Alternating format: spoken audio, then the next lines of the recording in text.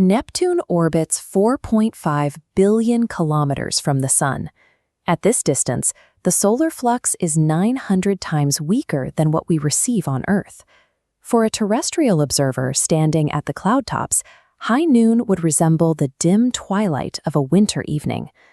Because it is so isolated and dark, Neptune was the first planet discovered without the initial use of a telescope. In the early 19th century, astronomers noticed Uranus's orbit was behaving irregularly, as if an unseen mass was exerting a gravitational pull. French mathematician Urbain Le Verrier used the laws of Newtonian gravitation to predict exactly where this hidden body should be. He submitted his calculations to the Berlin Observatory in 1846, providing a set of coordinates for the search. British mathematician John Couch Adams had produced independent calculations reaching a similar conclusion. Astronomers pointed their telescopes at the predicted region, locating the planet within 1 degree of Le Verrier's coordinates. This ice giant appeared as a pale, featureless blue disk. Given its extreme cold and vast distance, scientists assumed for over a century that Neptune was a dormant, frozen sphere at the solar system's edge. This combination of mathematical discovery and distant observation created a long-held perception of Neptune as a quiet, static world.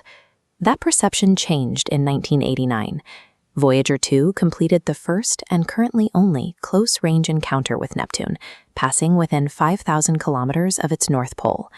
The data returned by Voyager revealed a world of extreme physical activity.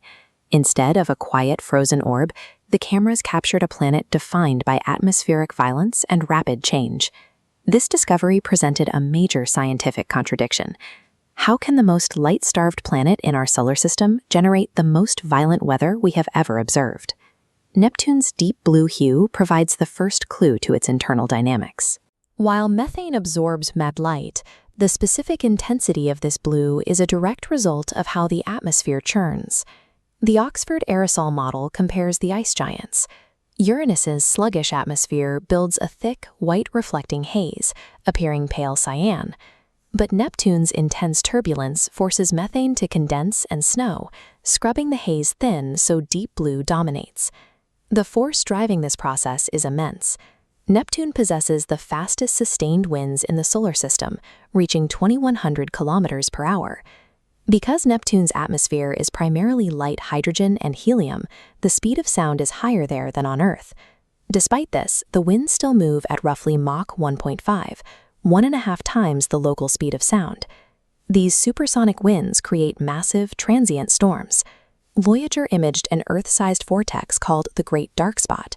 Yet when the Hubble telescope checked the location 5 years later, the storm had vanished, replaced by new systems. Since the Sun provides very little energy at this distance, this supersonic weather must be powered by an internal source of heat radiating from deep beneath the clouds. Neptune radiates 2.6 times more thermal energy than it receives from the Sun. This heat budget is far higher than that of Uranus, even though the two planets are physically similar.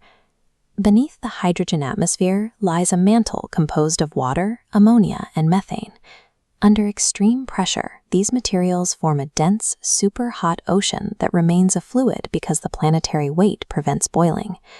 Deep within the mantle, at extreme pressures, methane molecules break apart. The freed carbon atoms are crushed into solid diamond lattices. Being denser, these diamonds sink, creating intense friction that radiates heat upward to drive the surface storms. This internal rainfall of diamonds acts as a continuous battery, providing the energy that sustains the most violent atmosphere in our solar system. This volatility extends beyond the atmosphere and into the planet's orbital system, dominated by its largest moon, Triton. Triton is the only large moon in the solar system with a retrograde orbit. While Neptune rotates counterclockwise, Triton orbits the planet in a clockwise direction. This indicates that Triton did not form alongside Neptune. Instead, it was a wandering Kuiper belt object affected by Neptune's gravity, an event that likely disrupted or destroyed the planet's original moons. Triton remains geologically active, featuring nitrogen geysers that erupt 8 kilometers into a thin atmosphere.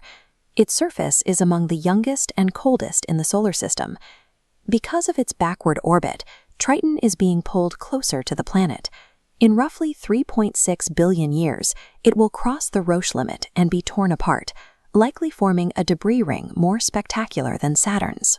From its pressurized core to its doomed moons, the Neptunian system is defined by continuous motion and destructive physics.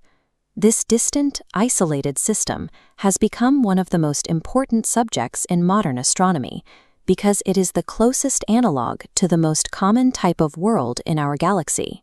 Data from Kepler and TESS show sub-Neptunes, planets larger than Earth but smaller than Neptune, are the most abundant in our galaxy. However, our solar system lacks a planet in this size range, making Neptune our only local laboratory to study these worlds. By understanding how Neptune generates its internal heat and manages its atmospheric layers, we can better predict the compositions and habitability of thousands of worlds across the galaxy. Neptune remains a world of deep contradictions, a planet that receives almost no solar energy, yet exhibits supersonic winds and internal oceans hot enough to melt rock. Despite its importance to galactic science, we haven't visited the planet in nearly 4 decades. Our current models still rely almost entirely on the data returned during a few hours in 1989. Until a new mission arrives, Neptune remains a violent sentinel at the edge of the solar system, waiting for a future explorer to observe what lies beneath its supersonic clouds.